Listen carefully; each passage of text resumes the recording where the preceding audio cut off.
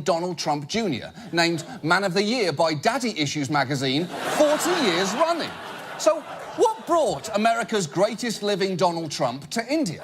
Was it a profound sense of wanderlust, or did perhaps a trash pile of shitty condos need unloading? I won't keep you in suspense. Don Jr. arriving today using the Trump brand to sell new luxury apartments. Newspaper ads in the country touting, Trump has arrived. Have you? OK, so first, Trump has arrived is unquestionably what Don Jr. says when he orgasms. He saves the have you for special occasions. And also, that is a pretty misleading ad, because when you say Trump has arrived, people naturally assume you mean the President of the United States, not Don Jr. It's like if Ed Sullivan went, ladies and gentlemen, the Beatles, and then the studio was just overrun with Beatles. That's not what people signed up for. And look, if you think that's harsh, even those present were a tad disappointed, with one real estate developer telling the Washington Post, ideally, we'd have preferred Ivanka.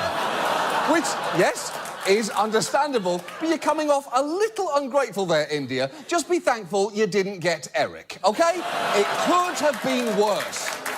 Now, Don Jr.'s trip started off a little bumpy as well. He sat down with CNBC India for a softball interview in which he somehow managed to give the only wrong answer to the question, can you say one thing you like about India?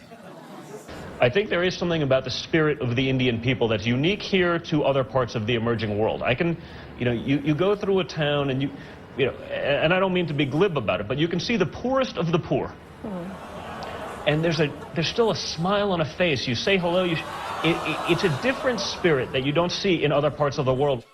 OK, so look, condescending tone aside, I will just point out that even if the poorest of the poor were smiling at Don Jr., there's no way that they weren't also thinking, we would have preferred Ivanka.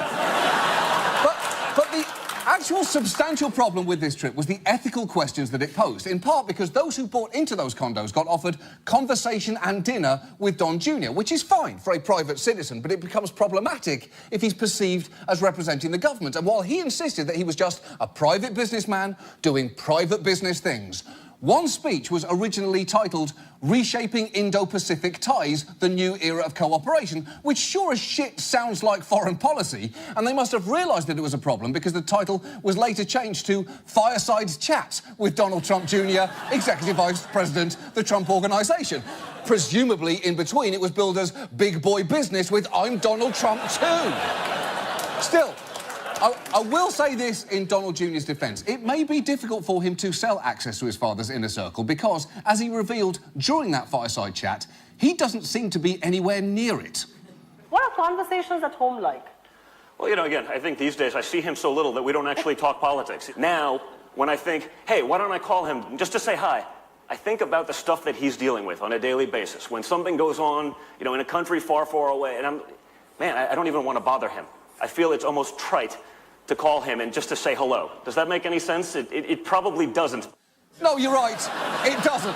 At all. Because calling your dad just to say hello could never seem trite, because that's just not what the word trite means. In any shape or form. But I will say this. He can call his dad or not call him. It doesn't really make a difference, because after this week, if we've learned one thing about Donald Trump, it's that you could be sitting right in front of him and he could even tell you that he hears you, but that does not mean he's listening to a fucking word you're saying.